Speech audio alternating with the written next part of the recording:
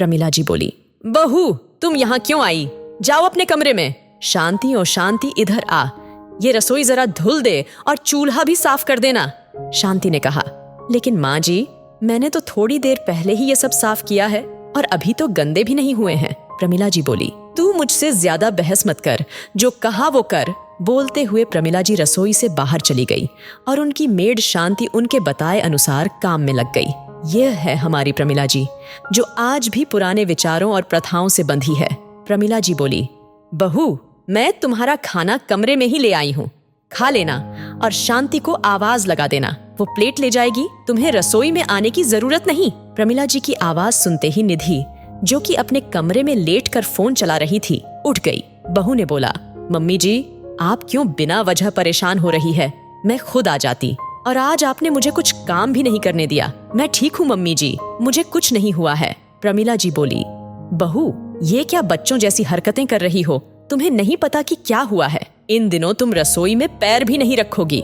जो कुछ चाहिए मुझसे या शांति से बता देना, और हाँ हो सके तो अपना बेड नीचे अलग फर्श पर लगा लेना, क्योंकि महीने के ये 5 दिन तुम रोज की तरह नहीं रह सकती। मेरे घर में यही नियम है और तुम्हें भी इसे मानना होगा। और 5 दिन बाद अपने कमरे के पर्दे, चादर, तकिए, डोरमैट इत्यादि धो लेना। प्रमिला जी इतना कहकर बिना कुछ सुने ही निधि के कमरे के दरवाजे पर खाने की प्लेट रखकर चली जाती है। निधि को समझ नहीं आता है कि क्या कहे।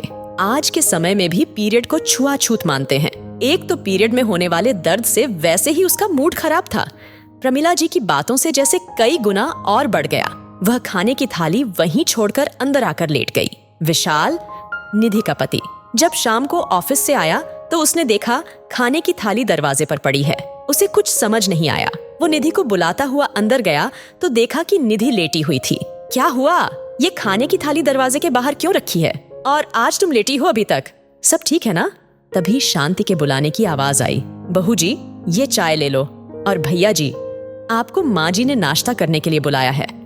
इतना कहकर शांति चली गई। निधि ये सब क्या हो रहा है? मेरी तो कुछ समझ में नहीं आ रहा है। विशाल ने पूछा, तुम्हारी माँ के साथ कुछ बहस हुई है क्या? रोज तो चाय, नाश्ता, खाना सब तुम ही बनाती हो, सब साथ में बैठकर खाते हैं, आज ये सब क्यों?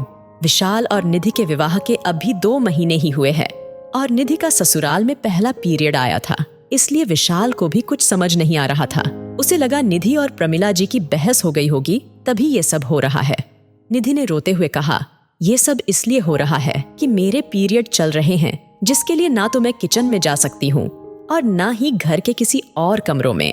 यहाँ तक कि मम्मी जी ने ये भी बोल दिया कि मैं अपने लिए फर्श पर बिस्तर लगा लूं और पीरियड खत्म होने पर ये चादर, तकिए, पर्दे, डोरमैट सब धुलकर साफ करना होगा।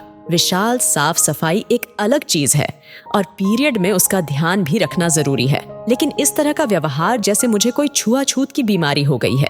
विशाल ने कहा, निधि तुम पहले शांत हो जाओ और मेरे साथ बाहर चलो, हम साथ में चाय पियेंगे रोज की तरह। मैं ये सब नहीं मानता, पीरियड ही तो आए हैं और क्या हुआ है? तुम जाकर मेरे लिए अच्छी सी चाय बनाओ, मैं अभी चेंज करके आता हूँ। विशाल के कहने पर निधि रसोई में चाय बनाने चली गई। प्रमिला जी ने चिल्लाते हुए कहा, बहू तुम्हें एक बार में बात समझ में नहीं आती क्या? फिर से रसोई गंदी कर दी। शांति भी चली गई है, अब ये सब सफाई कौन करेगा? मैंने तुम्हें एक बार बोल दिया कि ऐसे समय में तुम बस अपने कमरे में रह सकती हो, जो चाहिए मुझे बता देना, तो तुम यहाँ चाय बनाने क्यों आई? निधि ने डरते हुए बोला, मम्मी जी विशाल ऑफिस से आए हैं तो मैं उनके लिए चाय बना रही हूँ, और मेरे आने से रसोई कैसे गंदी हो गई ये बताइए। सुबह से देख रही हूँ कि यहाँ मत जाओ, ये मत छुओ, बेड पर मत सो। क्यों? प्रमिला जी ने गुस्से में कहा, तुम्हारे पीरियड चल रहे हैं ना, इसलिए पीरियड्स में रसोई घर और बड़ों के कमरों में नहीं जाते। ये मेरे घर का नियम और कायदा है, ये हमारे पुरखों ने बनाया है और मैं खुद इतने सालों से इसका पालन कर रही हूँ, निधि ने जवाब दिया। लेकिन मम्मी जी ये कोई छुआछूत की बीमारी थोड़े ही है कि मेरे छूने से किसी और को हो जाएगी। पहले का समय कुछ और था, पहले इतनी सुविधाएं नहीं थी, सैनिटरी पैड्स नहीं थे, लोग कपड़े का इस्तेमाल करते थे, उसे बार बार बदलना, और ऐसे में घर के कामकाज और भाग दौड़ करना पॉसिबल नहीं था, क्योंकि उस समय शारीरिक श्रम ज्यादा करना पड़ता था। शरीर में होने वाले हार्मोनल चेंजेस की वजह से हमें शरीर को आराम देना होता है, इसलिए ये सारे नियम बनाए गए थे। और समय के साथ साथ लोगों ने इसे प्रथा बना दिया। लेकिन अब समय बदल गया है। अब हम पीरियड्स में भी अपने रोज की दिनचर्या कर सकते हैं। साफ सफाई और पर्सनल हाइजीन का जरूर ध्यान रखना चाहिए, ये तो मैं मानती हूँ, लेकिन इस तरह की दकियानूसी बातें मैं नहीं मानती। प्रमीला जी गुस्से में चिल्लाते हुए बोली, तुम आजकल की लड़कियों को तो बड़ों की बातों का विरोध करने की आदत हो गई है। आधुनिकता के नाम पर बड़े बूढ़ों के बनाए नियम कायदों की धज्जियां उड़ाते रहते हो। निधि, मम्मी जी, मैं किसी का अपमान नहीं करना चाहती, लेकिन मैं गलत का साथ भी नहीं दे सकती। विशाल ने प्रमीला जी को समझाने की कोशिश की। माँ, निधि सही कर रही है।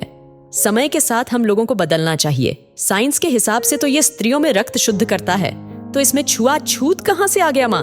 और ये तो भगवान का वरदान है स्त्रियों के लिए। बल्कि हमें तो भगवान से शिकायत होनी चाहिए कि ये औरतों के लिए ही क्यों, मर्दों के लिए क्यों नहीं? प्रमीला जी बोल, बहू, तुम इस तरह की बातें भी विशाल से करती हो। हमारे समय में तो मर्दों के सामने इसका नाम तक नहीं लेते थे। पीरियड्स के बारे में किसी से बात करना या चर्चा करना गलत नहीं है। तुम लोग कितने भी तर्क वितर्क कर लो, मैं इन सब बातों को नहीं मानती। और गुस्से में प्रमीला जी बाहर चली गई। लेकिन आज निधि को इस बात का सुकून मिल गया कि विशाल सही और गलत का फर्क समझते हैं।